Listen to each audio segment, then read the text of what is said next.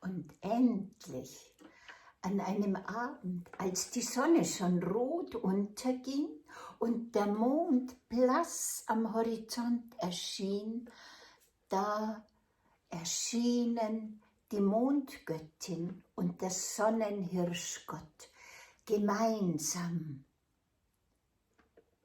Denn Elf und Nixe hatten ihr Herz berührt.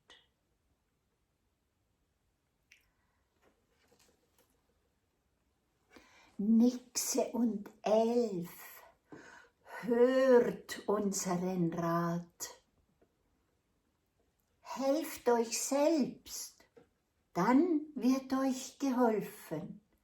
Helft euch selbst, dann wird euch geholfen. Und schon waren die beiden Götter wieder verschwunden und die Sonne war untergegangen und der Mond, der blasse Mond, begann seinen nächtlichen Lauf.